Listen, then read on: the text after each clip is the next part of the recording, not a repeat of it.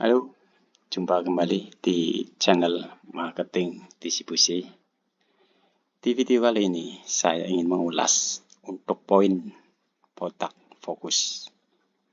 Bagaimana distribusinya di setiap marketing, khususnya di customer good.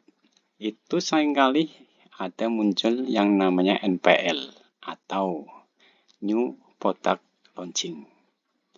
Seringkali untuk NPL ini dijadikan produk fokus agar bisa terdistribusi di setiap outlet.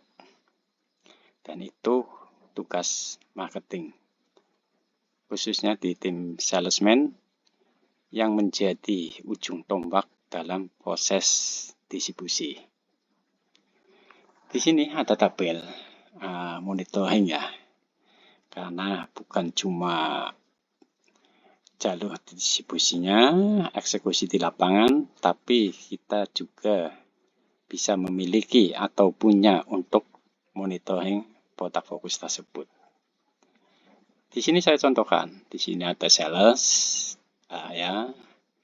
register ordernya ada berapa. Saya contohkan ini ya, ada 3 produk ya, produk 1, produk 2, produk 3. Ada totalnya berapa, target berapa, gap-nya, dan keterangannya. Di sini salesman A dengan 300 register outlet. Di produk 1 baru terdistribusikan 150 outlet. Produk 2 hanya 100, produk 3 baru 110. Secara total itu baru 360. Sedangkan register outletnya 300, kalau untuk 3 produk harusnya sudah ada 900. Nah, 900 ini kita jadikan target. Dan baru 360, ada gap 540. Ini keterangannya apa, mau ditutup kapan, atau kendalanya apa. Begitupun dengan salesman B. Ini baru 200, 120, 300, total 620, masih ada gap 280.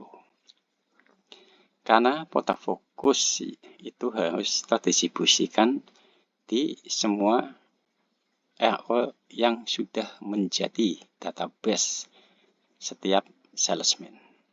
Karena perkembangannya suatu produk tergantung dengan proses distribusinya.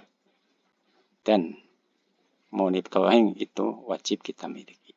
Jangan anggap sepele untuk proses distribusi di produk fokus, agar produk fokus itu bisa berkembang dan jadi produk unggulan. Kalau kita bedah lebih dalam lagi ya untuk monitoring ini, saya contohkan ini tabel untuk menghitung jumlah distribusi untuk produk. Di sini ada nama toko, kode toko, tipenya apa, alamat, sales per bulannya, distribusi, dan ada kompetitor sebagai pembanding. Di sini saya contohkan ada 3 produk untuk tepung, beras, minyak. Outlet A dengan tipe retail, alamat ini ya, saya contohkan kios di pasar. Kita itu bisa mendistribusikan untuk 3 produk ini ada semua. Sedangkan kompetitor juga sama. Berarti kita ini bisa mengimbangi ya untuk di outletnya. Kita bisa masuk, kompetitor pun ada masuk. Berarti kita bisa mengimbangi ini untuk kompetitor. Beda dengan outlet B. Outlet B ini tepungnya bisa masuk, berasnya bisa masuk, tetapi untuk minyaknya ini belum bisa masuk.